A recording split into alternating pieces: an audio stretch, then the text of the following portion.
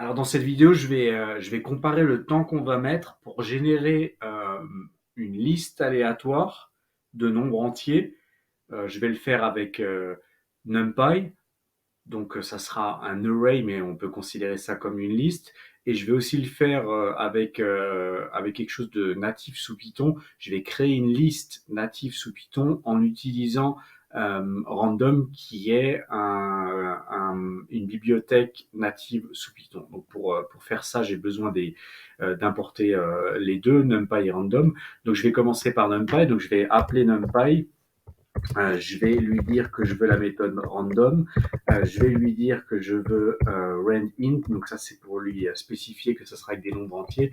On voit bien, j'avais montré dans l'autre vidéo, mais on voit bien comment ça fonctionne. Donc je vais lui dire que je veux des nombres entre 0 et par exemple 100. Comme c'est exclusif pour cette valeur-là, je vais mettre 101. Et combien je veux de valeurs, et ben, je vais dire que là, je lui en veux 50. Je vais exécuter pour voir à quoi ça ressemble. Donc il m'a généré un array avec 50 valeurs de nombres entiers à l'intérieur, compris entre 0 et 100. Si je veux faire la même chose maintenant avec du natif Python, ce que je peux faire, c'est une liste de compréhension. C'est la version la plus simple que je peux faire. Donc je crée une liste, j'appelle random, je lui dis que je veux des nombres entiers, donc de 0 à, et cette fois-ci avec random, la borne ici, la bande de droite est inclusive, donc je peux laisser 100, je n'ai pas besoin de mettre 101, et je vais lui dire en fait de faire ça à travers une boucle. J'ai pas le choix nativement sur Python, donc je vais lui dire que je vais faire une boucle. Je vais faire une boucle for i dans un range de euh, combien on avait dit, de 50. Voilà. Alors je vais remplacer i ici par un underscore. C'est simplement une convention en fait, hein, comme je vais pas utiliser je vais pas l'utiliser, ça, je me sers juste du range pour générer quelque chose. Quand on n'utilise pas cette partie-là dans la boucle, eh ben, c'est bien de mettre un underscore. Donc je vais rester sur les conventions Python.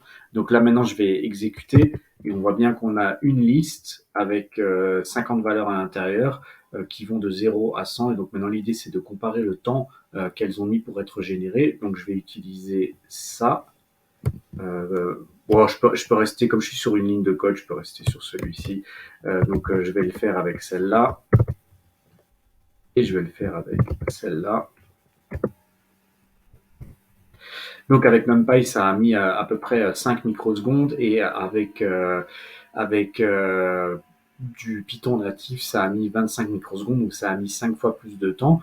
Maintenant, ce qu'on va faire, c'est qu'on va aller beaucoup plus loin. Je vais, au lieu de générer 50 valeurs, je vais en générer, je sais pas, par exemple 100 000 dans les deux cas pour voir la différence. Donc, pour voir si on est toujours sur un ratio de 5 fois plus long, ou si au contraire ça s'accentue, ou si cet écart ne s'accentue pas. Donc je vais relancer avec NumPy. Ça va prendre un peu de temps. Donc il a mis 523 microsecondes en moyenne pour générer donc une liste avec 100 000 valeurs avec des nombres entiers compris entre 0 et 100. Faire la même chose maintenant sous Python.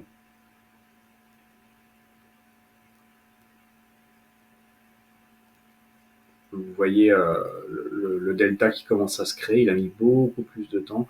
Et on peut terminer, je sais pas, par exemple, je peux lui demander de le faire avec 1 million ici. Je vais exécuter, je vais lui demander la même chose ici. Donc il a mis en moyenne 6 millisecondes pour générer un NumPy pour générer un array avec des nombres entiers compris entre 0 et 100. Et à l'intérieur il y avait 1 million de valeurs à l'intérieur de cet array. Et pour le faire en liste Python, on va voir combien de temps ça va prendre. Ça prend du temps en fait en Python, parce que c'est la boucle for qui est longue, vous voyez, donc 5 millisecondes, et ici 500 millisecondes. Il a mis 100 fois plus de temps pour le faire. Conclusion, en data science, quand vous devez créer des listes aléatoires pour faire des essais, faites-le directement sur NumPy. En fait, voilà une des forces de NumPy, c'est ici déjà à la création des listes. Et dans la vidéo suivante, je vais vous montrer, quand on applique les méthodes, la rapidité de NumPy par rapport à Python.